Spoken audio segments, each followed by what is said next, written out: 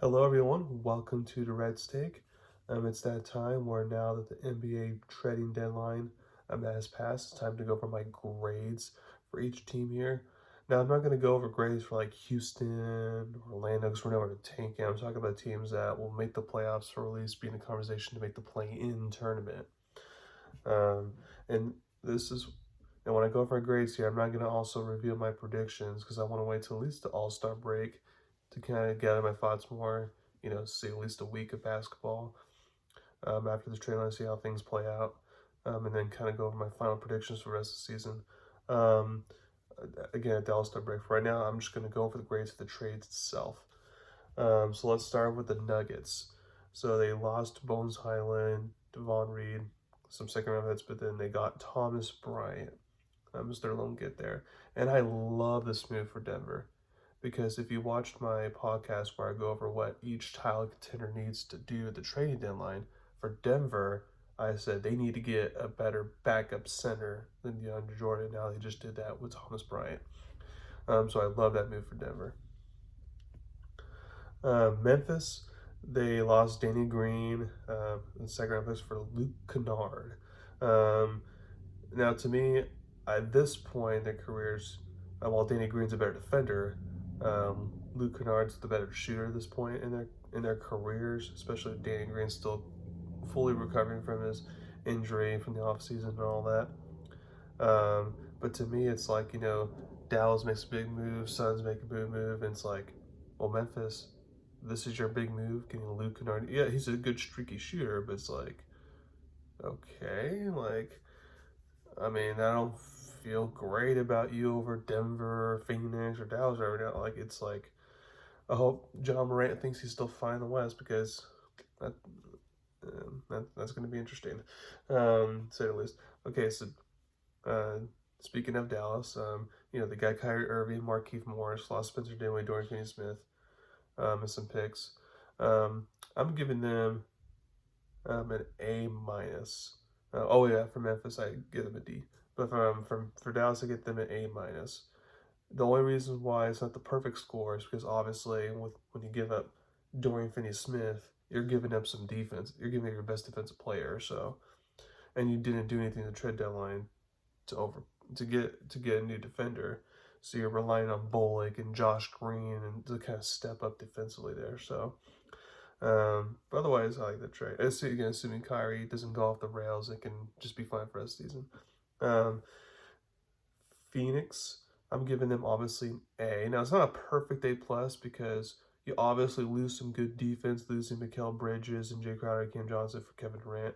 But you also, when you're Phoenix, it's not just Kevin Durant. You're also getting TJ Warren, who's a good scorer. And then you're also getting nice, interesting backup big man in Darius Bazley for the Thunder. I like that get as well. Again, they get one of the highest grades. They get an A. Next, you got the Clippers. So you lose Reggie Jackson, John Wall, Luke Kennard, and instead you get Bones Highland, Eric Gordon, and Mason Plumlee. Now I'll give them a C plus here because they upgraded backup center to Mason Plumlee, which was needed. You got Bones Highland, who's an excellent scorer from Denver. I like that upgrade over John Wall, who's not playing much anymore, and then Luke Kennard, who's streaky. I like Bones Highland better than those two. But it's like basically they traded Reggie Jackson away and then basically traded for Eric Gordon. That one kind of confused me there, and that's why I didn't get higher grades. Like, I feel like Reggie Jackson is just as good as Eric Gordon. But then the more important thing is that Reggie Jackson is a point guard. Because with the trade of Reggie Jackson, John Wall, you don't have a point guard now on your roster. Now you're probably going to get something in the buyout market, but that's just kind of confusing there, especially since Reggie Jackson has been clutch for them in the playoffs. So that was a surprise move to get rid of Reggie Jackson there. Next, you got Golden State. um,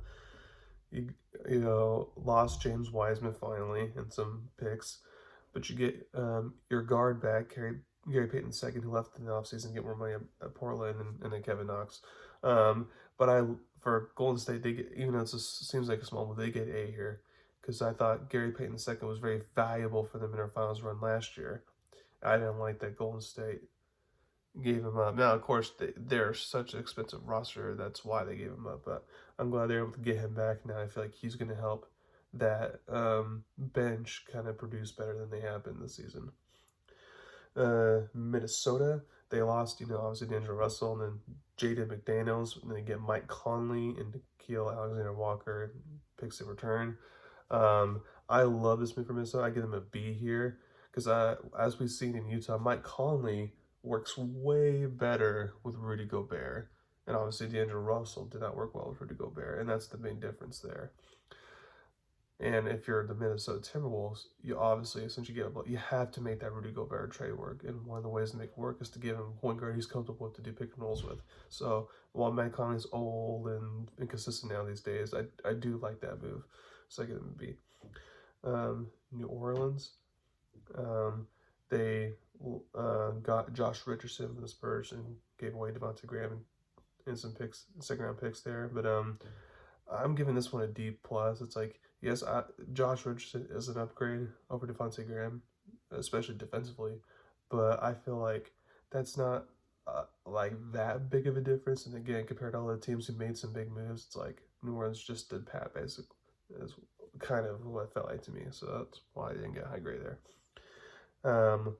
The Lakers, they obviously got D'Angelo Russell, Malik Beasley, Jared Vanderbilt, Mo Bamba, and Devon Reed, and then they get, and they lost Russell Westbrook, Patrick Beverly, Juan Toscano Anderson, Damian Jones, their first round pick. But for the Lakers, I mean, obviously this is not gonna make you title contenders, but it obviously makes you better, and it gets you out of that bad Russell Westbrook contract. But it's like you get shooting with Malik Beasley and Russell. And Russell's not going to turn the ball over so much Westbrook. You get good defense and rebounding with Vanderbilt and Mamba. So I like those moves there for the Lakers. And then Portland, they lose Josh Hart and Gary Payton II, and you get Cam Reddish and Matisse Thybulle. Now your upgrade here defensively for Portland, but offensively this is not an upgrade. Now you can say they don't need an upgrade offensively because you have Damian Lillard, Anthony Simons, but to me, I'm giving them a C. It's kind of like, like you gain some, you lose some, but you're basically still kind of the same type of thing. And then on the east side, let's start with Boston. They really did. They just lost a couple second round picks, but they got Mike Muscala from the Thunder. I like this because they needed another reliable big man as a backup, especially if Robert Williams gets injured, Al Horford is out because he's old, and now you get a reliable big man, but he's a good 3-point shooter as well, which helps spread the floor. So I like that move for Boston there. I give them an A- for that move. Next is Milwaukee. They lose veteran point guard George Hill, but they weren't playing anymore because they like Javon Carter better. They Serge Ibaka again, they weren't playing, and then Jordan Noah, who's kind of been off and on with them. And then they get, veteran Jay Crowder in turn. I give them an A here because this is what they need. Another good 3-and-D type of guy to slow down teams like Boston and Philly in the East. But then obviously if they can get to the finals, they'll have a bunch of offensive. Whoever they face in the West is going to have a bunch of offensive firepower. So just another defender to help out with that. So I like that. Philly, I'm giving them A- here. They lose Matisse Thybulle. Obviously, they lose a good defender there. But you get Jamie McDaniels, who's a way better upgrade offensively, so he can help your bench production, which is going to be huge in the playoffs. So I give them A- there. Next, you got Miami. They didn't really do much. They lost their backup center Dwayne Dedmon because he wanted to trade, and they just got cash to return. So that's all the moves they made. I thought, I know they shot Kyle Lowry, but again, that contract's hard to get out. They shot Duncan Robinson, but again, no takers there because of a bad contract. But basically, I give them an F here. You get when all these Boston making a key move, Milwaukee it's like you gotta make a key move, and they didn't. So Miami's gonna be same old. New York Knicks, they got rid of Cam Reddish, as I mentioned earlier, but they got Josh Hart return. I'm giving this a C because I like that Josh Hart. You're getting a good upgrade there. You're getting a veteran presence there. You're not getting guys think about stuff. He's a very team-oriented player. So I like that for the Knicks. I'm giving them a C. Atlanta, they lost Justin Holiday, Frank Kaminsky, some picks and they got Sadiq Bey from Detroit. I give them the B here. I love this move because now you get some more scoring off the bench because Atlanta doesn't have a deep roster there. And now with this, you have Bey and Bogdanovich but coming off the bench. That's good scoring guards right there coming off the bench for Atlanta. And then Toronto, you get instead of them being sellers of the trade, like, well, I thought they were going to be their takers, and they took this person, Joe Capono, who's a good center, and then they lost first round pick in center Kim Birch. But I give this one a C minus because obviously Jacob Pertl helps you versus Kim Birch, and you get an upgrade there at center. But at the same time, it's like your roster still hasn't changed that much. So that's why I give him C minus, and then Washington didn't make any moves at the deadline. But yeah, so those are my grades for each team. Now, let me review it one more time. So in the West, I give the Nuggets an A, Memphis a D, Clippers a C plus, Dallas an A minus, Phoenix an A, Minnesota B, Golden State A, New Orleans D plus, Portland C, Lakers B. And in the East, I got Boston A minus, Milwaukee A, Philly A minus, Miami F, Knicks C, Atlanta B, Toronto C minus. And that's it. Thank you very much for listening to my podcast today. Please subscribe to my show to learn about me. Again, after the All-Star break in Utah is when I'll go over my predictions for the rest of at least the regular season NBA with the updated rosters because I want to get more time to review that. But thank you very much. Have a wonderful day.